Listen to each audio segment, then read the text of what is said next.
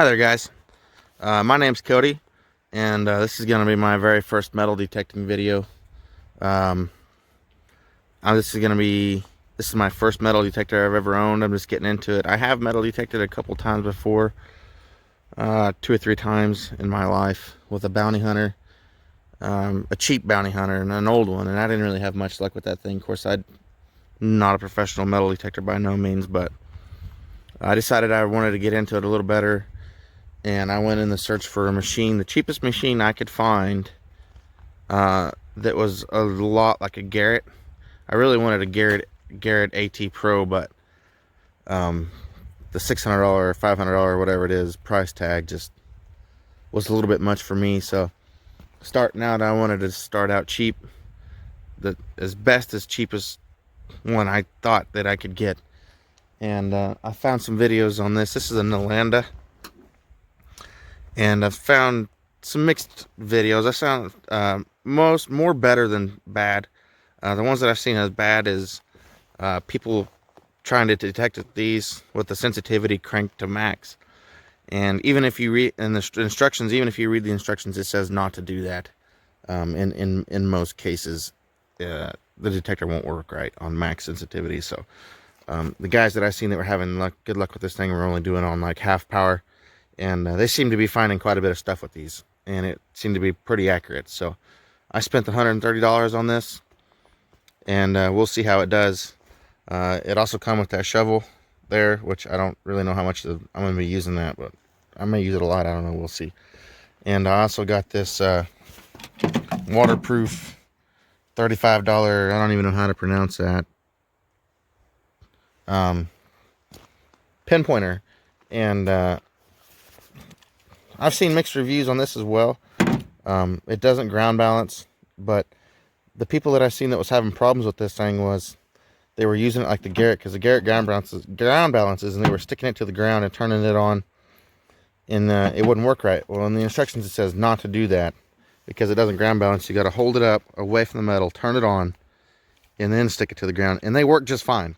I've already tested it on coins and stuff, and in the house, and it works great. I'll turn this thing on. And it's actually goes quite a ways. That's probably 6 inches off this car hood.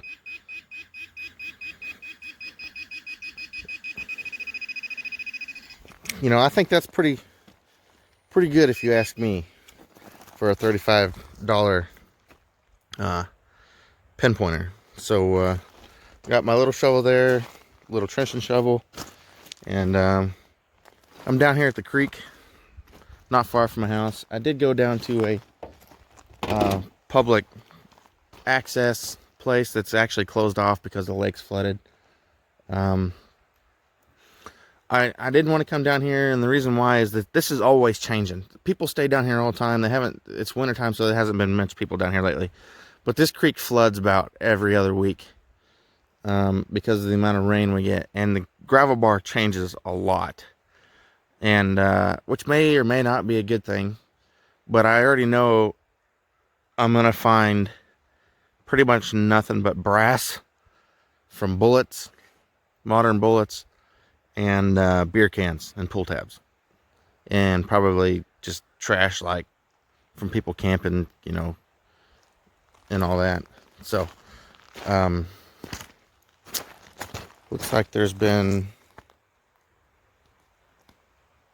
a hog down here. Maybe somebody's been digging. No, that's a dog or something. Oh no, there's footprints there. Well, maybe somebody's already been down here. Oh, there's a dog prints there too, so it was a dog. But anyway, we'll get going and see what we find. Oh, look at this burnt car over here. That thing's been down here for almost a year. If that thing's just gonna sit down here, I think I'm gonna call the sheriff's department. I'm gonna load that on a trailer and I'm gonna scrap that thing if nobody else is gonna take it. Well, let's get detected. Okay, well, right off the bat, I already knew this was going to be the case. See, it's like a Vienna sausage can or something. and ringing at about.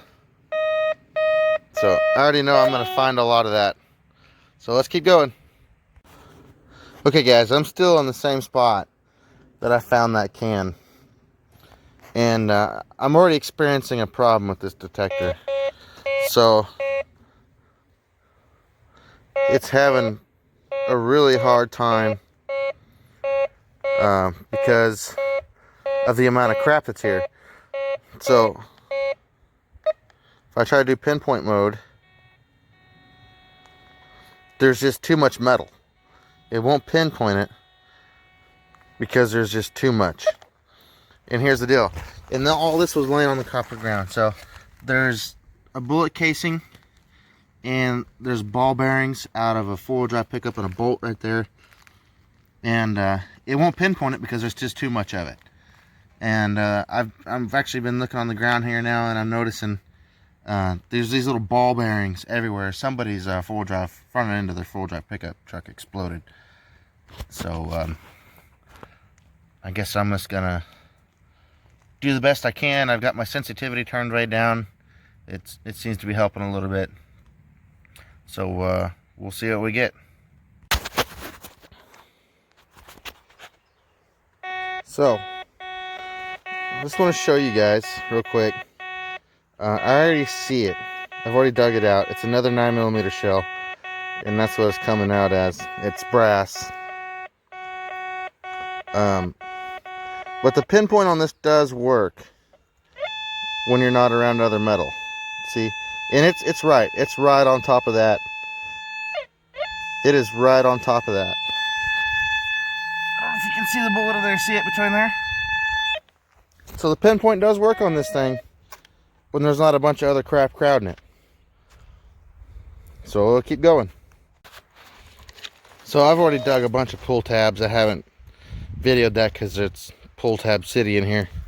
But you can, I've thrown a pull tab on the ground there. You can see it. And I just want to show that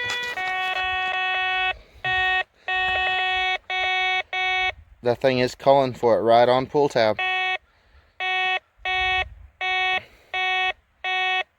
So it is accurate. It is an accurate machine to an extent. As long as it's a single piece of metal, it is pretty accurate. But if it gets 2 or 3 pieces of metal in the same ditch, there's no telling what it is. Guys, I just realized something. You see under the sand how it starts to turn black? Look, there's a big washer already without even the metal detector. But you see how everything starts turning black down here? Look, there's just metal everywhere. I'm gonna quit detecting right here. And the reason why, you remember that burnt car I showed you in the beginning of the video? This is where that car burnt. And there's just so much junk right here. So, and actually the metal detector's actually been doing a pretty good job considering there was a car that burnt right here. But see, there's something that came out of that car, no doubt. But there's just tons of pieces of iron and looks like fiberglass fibers. Oops. I just lost that nut. Oh well. I'm gonna move down to the creek because it's just too trashy up here. Well, here's something that's kind of aggravating me. If you hit a rock or hit the ground with it on the side of the coil,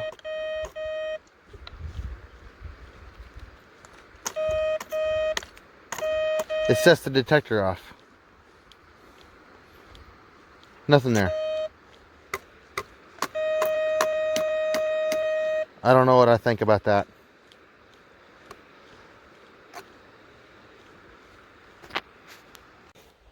Alright, so after about an hour of hunting, this is what I found with the Nalanda. This, you know, I can't really say anything real bad about it because if you just look, beer can, glass, beer can, if you look on the ground, there's bullet casings and pull tabs everywhere. That's why I didn't want to come down here. But I was excited to get it out and use it, and I wanted to see what it would do. All of this stuff was ringing around 60 to 75. These pull tabs were around like 55, 65. These were ringing like 60, 65. I actually happened to stumble across this and digging something else out. That's a piece of exhaust. No doubt off of that burnt car. The ball bearings, I picked them up off the ground. A bolt, seen that on the ground. 4 9mm casings and a 38 special. I actually eyeballed the 38 special casing. Found this hunk of whatever this is. This was ringing in the 70s. I think it's a piece of aluminum. I'm not sure. This is a buckle to a tent, beer bottle cap, and this is some kind of, I don't know what that is, but it was ringing at like 97 to 98, 91, 97. I don't know what that can's made out of, but looks gold on the inside, but it's definitely not gold. I guess it's probably tin, but it was ringing pretty high. But for $130, you know, that metal detector done pretty good down here, I think. It did discriminate out iron. I did try to discriminate out these pull tabs. If it would discriminate, I pulled the discriminated out pull tab, and it did discriminate these out, but it would not discriminate them out on the lid.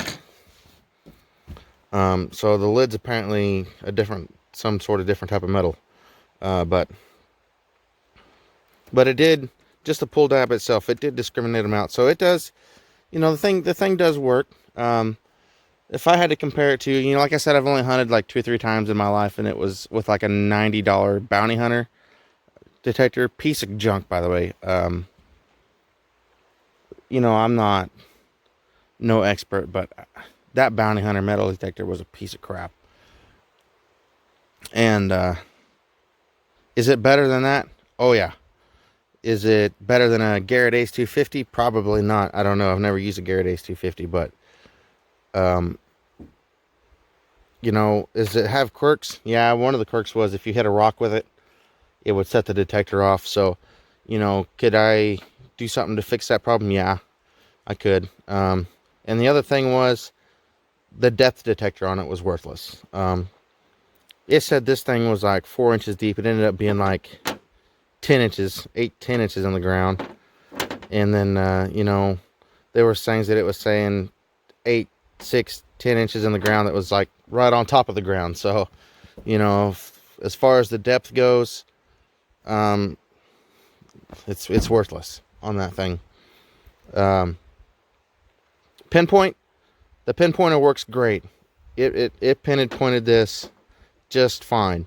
As long as there's not a bunch of other trash in the ground. You know, over where that burnt car was, I was kind of getting aggravated because it was having a hard time pinpointing. But that's where that car had burnt, and it couldn't pinpoint because of all the metal that was on the ground from the burnt car. But after I got away from there, the pinpointer on it was working awesome. So, you know, for me, I think I'm happy with it. For my first metal detector, it was $130. I didn't really feel that buying a $600 Garrett detector for my first metal detector was really the smart choice. So this is going to be it for this video. Like I said, this is all in about an hour's time. I found all this. So next time I'm going to metal detect somewhere else, it's not going to be here. I'll never detect here again with that metal detector probably. I know there's coins and stuff down here. It's all going to be modern, but it's just too much trash. And the creek's always changing. It floods every other week, so the creek always changes. It brings more trash, you know. So anyway, well, that's it for this adventure. See you on the next one.